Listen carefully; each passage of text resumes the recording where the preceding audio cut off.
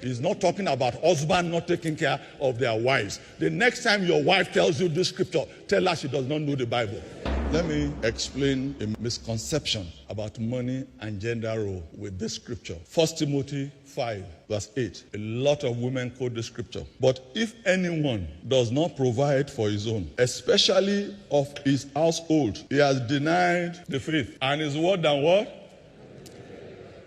Oh, really? The problem with this scripture, and I don't know who started quoting it, that a lot of women come to pastors and they want to quote this. You don't know the Bible. This scripture has nothing to do with any man in marriage. Nothing. Let's go back. 1 Timothy from chapter 5, from verse 3. It says, give proper recognition to those widows who are really in need. Paul is talking about widows. He now goes on. But if a widow has children or grandchildren, these children should learn first of all to put their religion into practice by caring for their own family, and so repaying their parents and grandparents, for this is pleasing to God. He said, the widow who is really in need and left all alone puts her hope in God and continues night and day to pray and ask God for help. Most of the time, what he's saying is about a widow who is in need are widows because you will get to it. Ages 60 and above who don't have any help and they are not working. He said that their hope is in God. And that is why Paul was saying that their children and their grandchildren should take care of them. Let's go on. He said, but the widow who lives for pleasure is dead even while she lives. Why? Because he's also saying that there are some widows, maybe they became widows when they were young, and now they see themselves as free.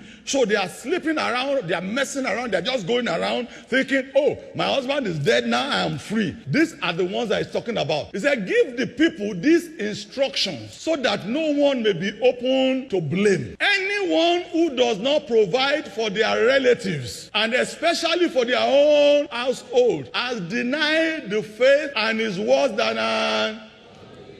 Another translation says an infidel, right? So who are these people he's talking about? The children and the grandchildren that does not provide for their own widow. He's not talking about husband not taking care of their wives. The next time your wife tells you this scripture, tell her she does not know the Bible.